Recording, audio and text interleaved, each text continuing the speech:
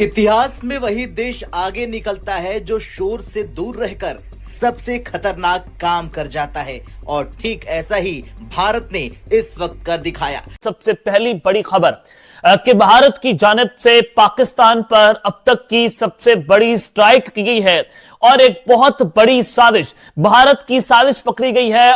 जंगी जुनून में मुब्तला भारत ने जदीद मिसाइल के तजर्बे की तैयारी शुरू कर दी। मेरे पाकिस्तानियों, हमें ये बातें भी संजीदा नहीं लग रही, लेकिन इन सारी चीजों का बहुत बड़ा असर होने जा रहा है पूरी दुनिया पे और खास तौर पे पाकिस्तान पे। के पास जो इस टाइम पे टेक्नोलॉजी है, जिन मिसाइल्स का आपने जिक्र किया है, दुनिया में कोई तोड़ नहीं है। अमेरिका समेत ना चीन के पास है, ना अमेरिका के पास। सबसे बड़ी खुशखबरी मैं आपको देने जा रहा हूं, क्योंकि ईरान युद्ध के बाद बहुत से लोगों में डर था कि कहीं अमेरिका कल को भारत को बुली करने पर ना आ जाए। जैसे कि अपने बड़े बड़े एयरक्राफ्ट कैरियर्स की मदद से वो दुनिया के किसी भी देश को डरा देता है, धमका देता है, कल को वो भारत के साथ ना करने लगे कि यार ये तो मूडी ने, उसको कोई परवाह नहीं है कि जंग हो जाए, उसको कोई परवाह नहीं है कैसे हो जंग। हालांकि वो बात अलग है कि आज अमेरिका के साथ हमारे संबंध ठीक ही हैं, खराब नहीं है, लेकिन अब से 10 साल बाद, 15 साल बाद पता नहीं क्या होगा, कैसे संबंध होंगे। उस समय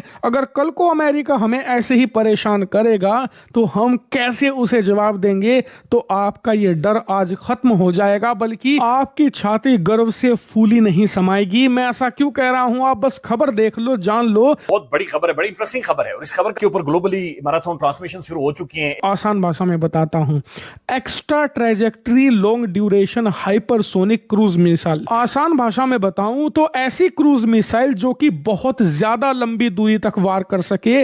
और सिंपलीफाई कर देता हूं, ब्रह्मोस मिसाइल तो आप सब लोग जानते ही है ना।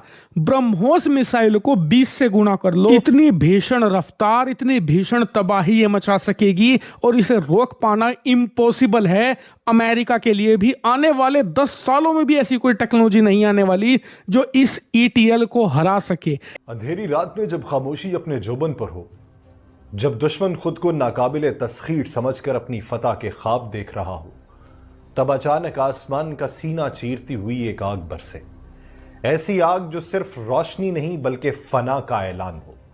ये कोई आम हथियार नहीं, यार, जो जमीन के किसी भी कोने में दुश्मन को ढूंढ कर उसका नामो निशान मिटा सकती है। कल जो कुछ भी हुआ, ये कह सकती हूँ कि बहुत बुरा हुआ, बहुत अफसोसनाक हुआ। जितना अफसोस किया जाए उतना कम है। ये क्या है basically? It's an idea. 21st century is about ideas. It's about innovation. जिनके पास आइडियाज होंगे, जो इनोवेट करेंगे, वो तरक्की करेंगे। अब पाकिस्तानी ये क्यों बना सकते? एक सवाल है ना, मतलब there is a question on this. वो अपनी हिस्ट्री को रीराइट कर रहे हैं। मैंने ये आपको पहले भी कहा था, prime minister Modi is rewriting the history. अभी आपको अहम खबर देंगे। मोदी सरकार का जंगी जुनून इंतहा को छूने लगा है। भारतीय हुकूमत ने जंगी साजो सामान की खरीदारी के लिए खजाने के मुंह खोल दिए हैं। भारतीय डिफेंस एक्विजिशन काउंसिल ने 8 अरब 78 करोड़ डॉलर्स के नए पैकेज की मंजूरी दे दी है। इसे कैसे बताना है, यह अहम खबर है कि मोदी सरकार का जंगी जुनून इंतहा को पहुंचने लगा है और जंगी साजो सामान दौड़ में आगे निकलने की कोशिश की जा रही है। सर, सबसे पहले तो हम बात करेंगे कि ईरान के लिए जो है वो रास्ते खोले गए हैं, या कह लीजिए पाकिस्तान जो है वो ट्रेड में ईरान की मदद करेगा, रूट्स उसको दिए जाएंगे। तो आपको लगता है कि ये अमेरिका की मर्जी से हो रहा है, या अमेरिका से किसी किस्म का कोई टेंशन जो है वो लेने के लिए पाकिस्तान तैयार है, कोई चैलेंज दे रहा है अमेरिका को? क्योंकि अमेरिका के रिलेशंस तो ईरान से अच्छे नहीं है। मेरा नहीं ख्याल कि पाकिस्तान जो है अमेरिका को एलियनेट करने की या नाराज करने की पोजीशन में है। तो अमरीकियों को ये समझाया गया होगा कि भाई थोड़ी सी नरमी दिखाएं ताकि किसी लॉन्ग लास्टिंग एग्रीमेंट पे हम पहुंच सकें। तो मेरा ख्याल है कि अमरीकियों को भी जो है ना अब समझ आ गई है कि war is very expensive proposition, और प्रेसिडेंट ट्रंप की पॉपुलैरिटी जो है वो काफ़ी उसमें डेंट आया है, और बहुत सारे लोग हैं जो इसकी जंग की मुखालफत कर रहे हैं। और वियतनाम की जंग का भी आपको देखिए कि सबसे बड़ा फैक्टर जो था अमेरिका के अंदर, वो मुजाहिरे थे, वो डिसकंटेंट थी जो इस जंग के खिलाफ पाई जाती थी। तो चूंकि अमेरिका इज़ अ डेमोक्रेसी, तो वो कोई भी प्रेसिडेंट जो है वो अपने अवाम के प्रेशर को पूरी तरह इग्नोर नहीं कर सकता। किसी हद तक तो करते हैं वो, लेकिन उसके बाद फिर कुछ लिमिट आ जाती है, इसलिए वो भी मेरा ख्याल है थोड़ी सी नरमी दिखा रहे हैं। और ईरानियों के लिए भी शायद कोई आसान नहीं है जंग की तरफ जाना। So they also want a face saving, दोनों साइड्स को मेरे ख्याल में फेस सेविंग चाहिए है। तो लेट्स होप के कोई बेटर सेंस प्रिवेल करे और दोनों को फेस सेविंग मिल जाए। सर दोनों आते हुए दोबारा डायलॉग के लिए आते हुए नजर आ रहे हैं आपको पाकिस्तान में, या लग रहा है नहीं अब किसी और कंट्री का रुख किया जाएगा? वो तो आपने सुना होगा, प्रेसिडेंट ट्रंप ने बार बार कहा कि 18 घंटे बहुत लंबा सफर होता है और कोई तुक नहीं बनती उसकी। और अगर ईरानी चाहते हैं मुज़ाकरात, कोई शक नहीं है कि अगला राउंड जो होगा, जब होगा या अगर होगा, तो वो पिछले राउंड से ज्यादा हाई लेवल पे होगा।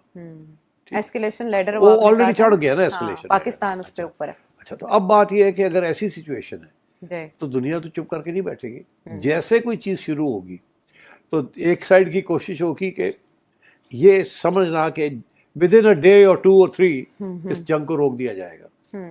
तो वो कोशिश होगी पहली जो शुरू करेंगे कि जितना कुछ हम ले सकते हैं, जितनी कामयाबी हम कर सकते हैं शुरू में कर लें। अच्छा, और दूसरी साइड हमारी डिफेंसिव साइड की ये कोशिश होगी कि उनको कुछ सक्सेस ना होने दें, और अगर होता है तो बड़ी स्विफ्ट रिटेलिएशन हो, ताकि जैसे ही सीज फायर होती है या रुक तो उसमें ये ना लगे कि वी आर डाउन और वो ऊपर है। तो शुरू में मुझे ऐसे लगता है कि बड़ी इंटेंस किस्म की फोन कर दें, तो as simple as that.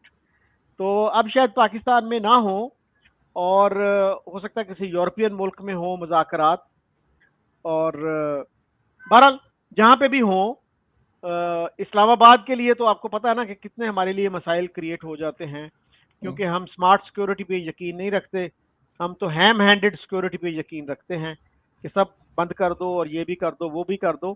Pakistan जैसा मुल्क जिसकी मईशत इतने मसाइल का शिकार है, वो मेरा नहीं ख्याल कि अफोर्ड कर सकता है कि एक हफ्ते के लिए या 10 दिन के लिए अपने कैपिटल को लॉक कर दे।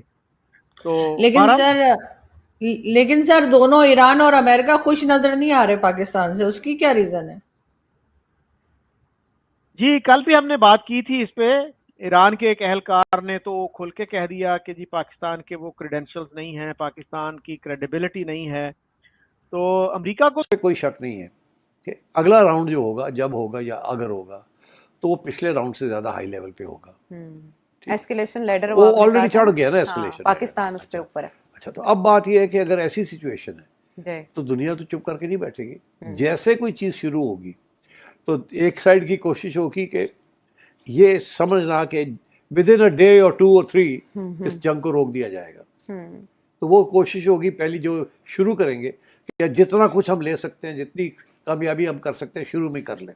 अच्छा, और दूसरी साइड हमारी डिफेंसिव साइड की ये कोशिश होगी कि उनको कुछ सक्सेस ना होने दें, और अगर होता है तो बड़ी स्विफ्ट रिटेलिएशन हो, ताकि जैसे ही सीज फायर होती है या रुक तो उसमें ये ना लगे कि वी आर डाउन और वो ऊपर है। तो शुरू में मुझे ऐसे लगता है कि बड़ी इंटेंस किस्म की